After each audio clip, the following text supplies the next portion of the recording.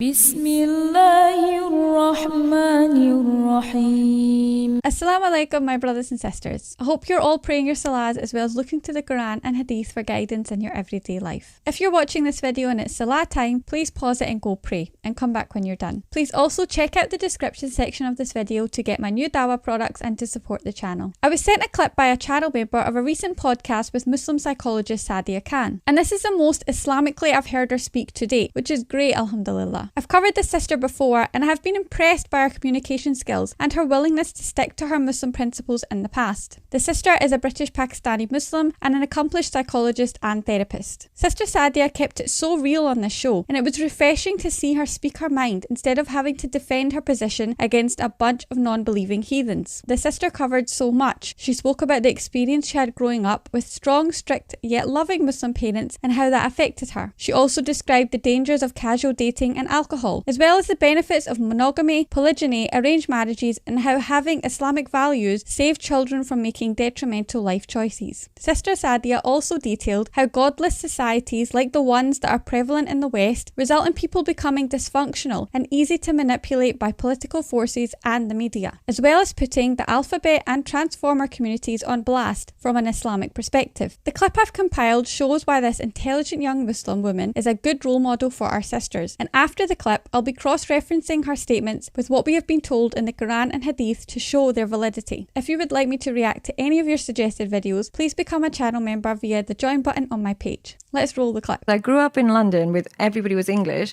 but I had a Muslim upbringing. So I had to think differently to everybody around me. I was raised to think the opposite of everything I'm being taught in school and everyone I'm around. So while they would have boyfriends and while they would go out and while they would drink a bit and stuff, I was never allowed to do all of those things. So I had such a dissonance between what I've been raised as and what I'm around. So I just had to form my own opinion on everything. I've never tried alcohol, but when I see adults become all a bit like disorientated, I just wonder, how does a 12-year-old cope with that? So I just wonder, like, how do they function when they're exposed to so much pleasure so young? I always wonder what that does to them. It's so hard for you guys because I'm Muslim.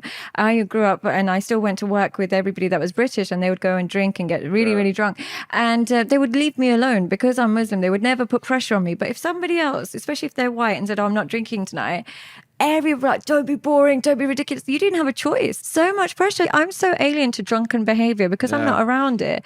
Is it literally wild? Like, people would just hit each other. Girls will just hit a guy. Now that we're living lives that are more and more empty and vacuous, we want to escape from it and find something to enjoy because we're not actually fulfilling our meaning and purpose in life anymore. So alcohol provides a perfect escapism.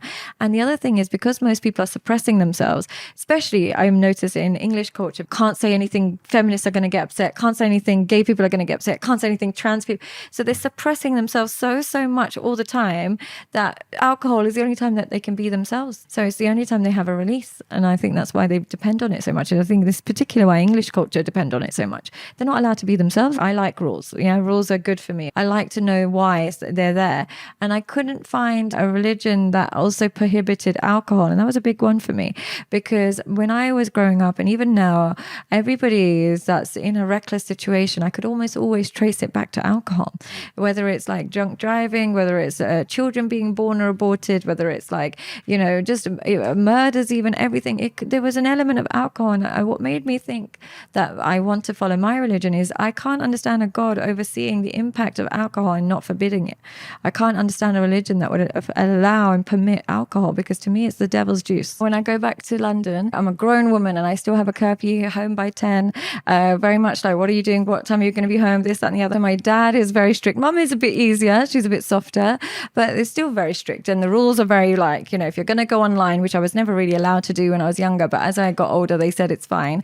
But it's still like, you can't show any skin, can't talk about anything personal or anything, provocative. But even then, I do have to run it past them and just make sure that like they don't get offended and they don't get upset. But usually they're supportive. My partner can't believe I have a curfew at this age. And so he's like, how does does your dad do it? And I think it's just when you have a belief in God, you trust authority a bit as well, because you trust that it's in line with what your beliefs are. You assume it's for your own interest. But one thing I would say about having religion and growing up with religion, all of the rules that are dictated in the Testaments or in the Quran or whatever it is, they're good for your soul. They're really good for you. As being a psychologist, and I think doctors come across this as well, everything that's forbidden in religion is actually counterproductive for your mental health anyway. We're not allowed to drink, not allowed gambling, not allowed lots like casual sex or anything like that, but that's all constructive to your mental health. In the process of becoming a psychologist, it made me more religious. It made me realize why God is so strict, because he knows if you stray from these rules, you will suffer. I was quite lucky that I didn't crave it because I thought it was sinful. I couldn't understand how sex would be enjoyable when you're so young. It just sounds so painful. I had nothing to be insecure about. Like, praise be to God, I was healthy, I had my family, and I was so deeply insecure. And then I think I was just trying to figure myself out. And in the process of trying to figure myself out, I ended up figuring out a lot of women, because we all suffer from the same pathologies, which is those insecurities in relationships. So I think in the process of self-discovery, I managed to create a career, especially in my belief system. It's not just about being in love with the person forever. It's about having a duty towards the connection that you created in the home that you created forever, if you can. My parents used to introduce us when they were in charge. It was actually quite good because they choose people from a similar background to yourself. What happens is parents will always select somebody that they have similarities to. And what happens when two people get together, if they've got similar upbringing, they'll be somewhat compatible. Even if they're like across the world, they'll have somewhat compatible. They introduce you to somebody's family, they come over to your house, you kind of talk, get to know each other a little bit. And then it's kind of like, your dad will supervise while you kind of talk to each other. And then you might talk outside of the relationship. And if it works, great. If it doesn't, no worries. At the time, I used to resist it. And I'm like, this is so embarrassing. Why am I having to do this? Blah, blah. But now looking back, I think it's actually a really good idea. If you can form healthy, long-lasting connections with friends, family, and partners and children, you live a very purposeful life.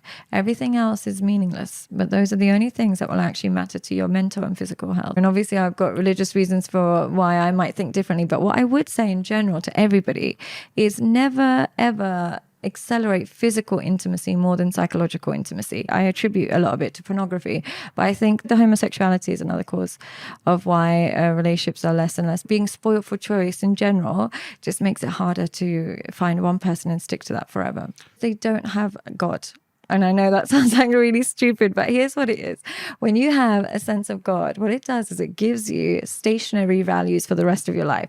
I would not agree with, certain things, even if you do them or not, like wearing certain clothes or even like I'm not covering, I still think it's a sin, even though I do it. Random sex, homosexuality, this, that, and the other.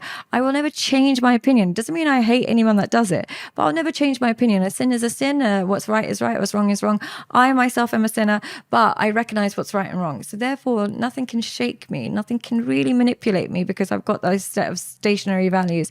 When people don't have a set of stationary values, what happens is anyone and everyone can shake them because they're fragile.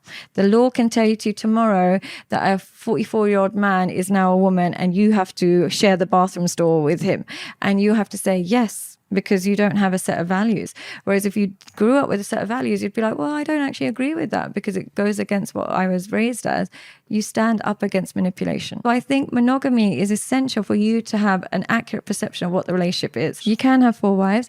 And you know what? As I get older, I kind of understand it a little bit more, because I do see how after children, women physically can't commit to the man the way they used to. They literally can't physically commit. In the religiously, you're supposed to really only do it if there's this need. Like, say, for example, if somebody's widowed or somebody really needs an extra husband, can't find a man, or is barren or something like that. So there's room for it. I just personally, I can't control my jealousy enough. But if I could control my jealousy, I think I would like the idea of just being like, oh, go do your thing for a couple of days, get out of my face. But unfortunately, I'm jealous. We believe that the things about like Lot and David and even Jesus, we believe the Qur'an was sent to rectify those things. Just like how you don't see atoms and skin cells, but you see the outcome is a human body, so there must be something. Just like I don't see God, but the outcome of creation and the outcome of his regulations and rules are healthy. So that's why I just think there must be a creator. If I'm wrong, I still feel like I lived a right life. If I'm wrong, I never craved all the things that was haram anyway. So for me, if I get to death and I realize, oh, Sadia, you could have done everything you wanted to. You could have slept around, you could have done this, you could have done that, made loads of money. God isn't real, I would be like, well, I'm glad I believed him in anyway, because I don't want to do those things. So for me, it serves a purpose. If you didn't have religion, I believe that you'd get your moral compass from the Daily Mail, and you'd get it from society, you'd get it from media. I don't trust getting my moral compass from these sources. If you leave it to social society and their morals and compasses, even the last 10 years, I've seen such a switch in UK culture of what is right and wrong, that I just think I don't want these fragile beliefs. I don't know where I would get my morals if I didn't have God. I would have no idea where to start. 100 years ago, people would think gay marriage is wrong, and now everybody thinks it's right. If we leave it to society, human nature is so chaotic. What it thinks is right one day is it will think it's wrong the next. Human nature is designed to be chaotic. And for me, order is the goal, not necessarily happiness. I can't control happiness. Life is suffering in so many different ways, but I know how to respond to suffering through the use of God. But I wouldn't know how to respond to suffering if I didn't have God. I think it is insane that we are celebrating a mental illness, and I can't believe I live in a time where we're doing that. I genuinely think if I met somebody who identified completely opposite to who they are, that's a mental health concern. I would be worried for them. I wouldn't think, okay, go do your thing, because we know the rates of suicide amongst trans people, I think it's around 19 times higher than people who are not. So there's an underlying depression that we have to look into.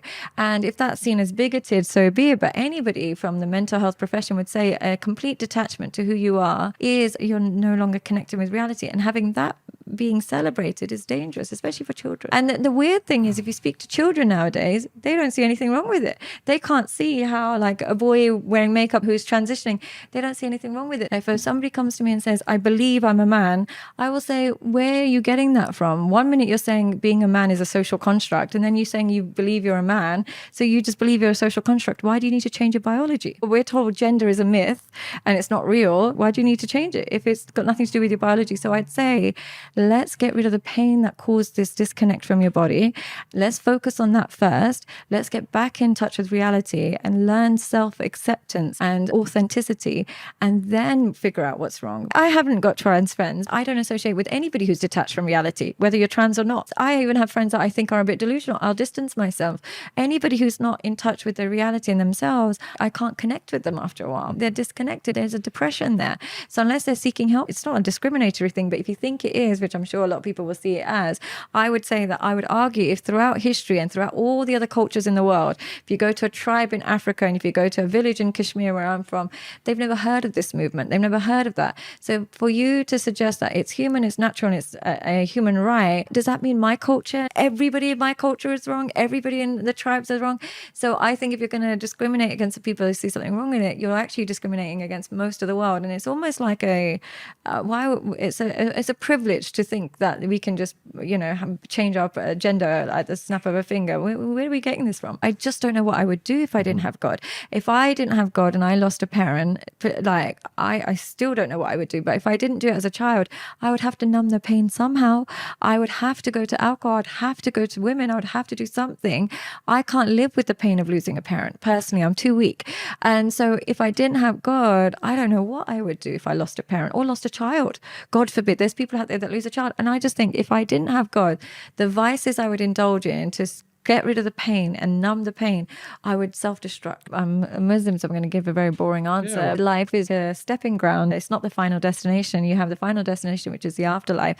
This is just your test where you go through human experiences, but it's just to get you through. And then after that, we have an afterlife, which is, heaven and hell. But I believe in it. So that's what I believe what life is. It's just one large test where you can either really excel or you can do really badly. But we have been given the manual on how to make it a productive life. Okay, so there's a lot to unpack here. Let's start with the importance of our parents' role. They did their job right by being strict in implementing Islam in their home, so much so that the sister still adheres to the same rules and parameters as an adult that were set for her when she was young. What's especially beautiful is that she welcomes this wholeheartedly, so much so that as a grown woman she still asks their permission, checks if things she posts online are okay, dresses how they see fit, and maintains a curfew. It is clear she is a good daughter and she respects her parents. If my daughters have these traits kids when they are older, inshallah, I would be very proud. In the Quran it says, your Lord has decreed that you worship none but Him and do good to your parents. If any one of them or both of them reach old age, do not say to them a word or expression of anger or contempt, and do not scold them, and address them with respectful words. The sister correctly points out the dangers of casual dating and zina we should be protected from, as well as how monogamy is a good thing and how polygyny can be a good thing as well, depending on the people involved. Let's look at what the Quran says about physical intimacy outside of marriage. It says, don't come near adultery or fornication. It is a foul act. Do not come close to zina. It is a great sin. This is evident through the amounts of STDs being spread and babies being aborted by Western women. As far as the sister's statement about polygyny, our religion is so beautiful that it suggests to men that they are looked upon favourably if they marry divorced or barren women. But to correct the sister slightly, men are permitted to marry any type of woman as long as they are fair. The Quran says marry women of your choice, 2 or 3 or 4, but if you fear that you shall not be able to deal justly with them, then only marry one. Sister Sadia was right in pointing out a Muslim woman's role in regards to home life, family, children, and the benefits of arranged marriages. Arranged marriages and a zero body count contribute to successful marriages. Not to say women can't come back from their mistakes if they revert or rediscover Islam, but the divorce rate in the West is a clear indicator of how casual relations ruin women's ability to bond with men long term. And I would say the same applies to men also. The Quran says to men, marry of women agreeable to you. This emphasises the right of both parties, men and women, to agree to their marriage because forced marriages are not permitted. The Hadith says you should make your life happy, prosperous and successful by choosing a spouse on account of religious piety. The sister went on to detail the evils of alcohol and described it as the devil's juice. She also said any religion that permits alcohol consumption is false because of the destruction it causes. As someone who has never drank alcohol before, I agree with her, as it is evident through the crime rate, mental health problems and loss of life alcohol causes. And in the West, it is common to drink it. Even churches perform daily ceremonies with alcoholic wine. The Quran clarifies that all intoxicants, including alcohol as well as gambling, are abominations of the devil's handiwork. Looks like Sister Sadia has been reading her Quran. The sister also spoke of the Islamic stance on the alphabet and transformer communities and how it is attributed to excessive lust and mental health conditions. She makes this observation as a medical professional and as a Muslim, and I completely agree with her. The Quran says you commit lewdness like no people in creation ever committed before you. You practice lust beyond bounds and are grossly ignorant. The Hadith says the Prophet cursed men who assumed the manners of women and women who assume the manners of men. I also agree with the sister that this is not discriminatory, as these are our religious rules. We are not calling for any harm to be done to anyone. We are simply exercising our belief system in our lives and for our children. I think true prejudice is practiced by Western liberals who are completely intolerant of anyone who does not share their views, which is the majority of the Muslim world. The sister also said that Islam gives her structure, hope and strength, as well as giving her life meaning, which is spot on. And as an invitation to atheists who may be feeling lost, I would suggest that you look to Islam as having guidelines and models that make you a better person. It definitely will benefit you, because what the media and politicians are telling you is a lie. I would rather die as a believer that was wrong than an atheist who was wrong. Please like, comment, share, subscribe and turn on notifications, as I'll be posting new content daily. Jazakallah khair. Allahu Akbar, Allahu